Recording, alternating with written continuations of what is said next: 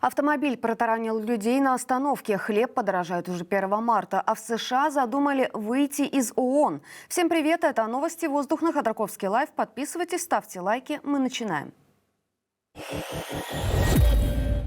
Страшная авария в Петербурге. Легковой автомобиль влетел в остановку, на которой находились люди. ДТП произошло на проспекте Большевиков. Как пишет Фонтанка, водитель Hyundai Solaris не справился с управлением, и машина протаранила остановку. 2 человека пострадали. Один из них, мужчина 63 лет, находится в тяжелом состоянии в больнице. На водителя завели уголовное дело. Магазины сети «Светофор» закрываются. По решению Роспотребнадзора приостановлена работа 76 точек в нескольких регионах. Специалисты выявили в них грубые нарушения, продажу просрочки и неправильные условия хранения продуктов. В общей сложности нарушения обнаружили в пробах 5-й части всей продукции сети. Из торговых точек изъяли более 300 тонн продуктов. Составлено свыше 2500 административных протоколов. 314 дел по итогам проверки направили в суд. Руководство магазинов выплатит штраф общей суммой более 1 200 000 рублей. В России продолжается пропаганда войны с пеленок. В детском саду в республике Марий-Эл провели утренник под названием «Будем в армии служить». Фотографиями поделился местный паблик ВК. Детей группы «Гномики» в селе Помары нарядили в солдатскую форму, поделили на команды «Ракеты» и «Самолет» и заставили метать снаряды в цель, играть в саперов и разминировать игрушечные мины. Помимо детей в соревновании участвовала команда их родителей. В России уже в марте подорожает хлеб. Об этом пишут «Ведомости» со ссылкой на источники в торговых сетях. По данным издания, крупные производители хлеба и хлебобулочных изделий уведомили ритейлеров об увеличении отпускных цен на 10-12% с марта. Причинами роста цен производители назвали изменения в стоимости складской и транспортной логистики, увеличение налоговой нагрузки и подорожание сырья. При этом в Минсельхозе журналистам заявили, что ситуация на рынке хлеба стабильна. Рост издержек производителей там связали с увеличением затрат на транспортировку, упаковку, электроэнергию и прочие расходы.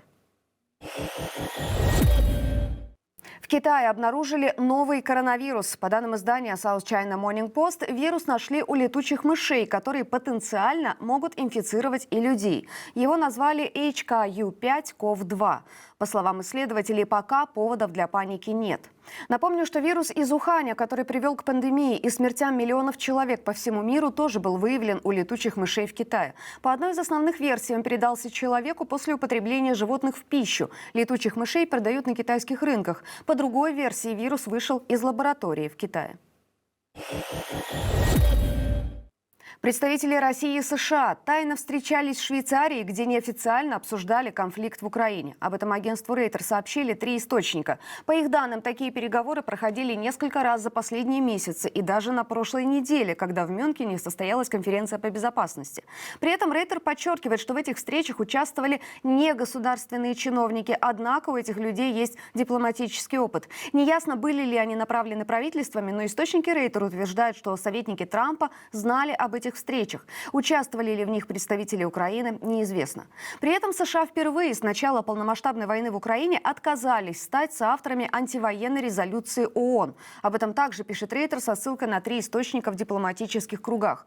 Документ осуждает российскую агрессию и подтверждает, цитата, «приверженность суверенитету, независимости, единству и территориальной целостности Украины в ее международно признанных границах». Конец цитаты.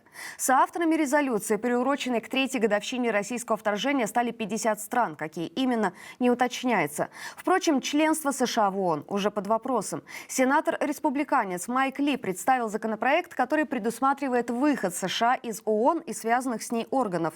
Также планируется прекращение всех форм финансовой поддержки ООН со стороны США. Вот как Ли прокомментировал свою инициативу. Организация Объединенных Наций превратилась в платформу для тиранов и место для нападок на Америку и ее союзников. Мы должны прекратить за это платить. Поскольку президент Трамп революционизирует нашу внешнюю политику, ставя Америку на первое место, мы должны выйти из этой фиктивной организации и отдать предпочтение реальным союзам, которые обеспечивают безопасность и процветание нашей страны. Конец цитаты.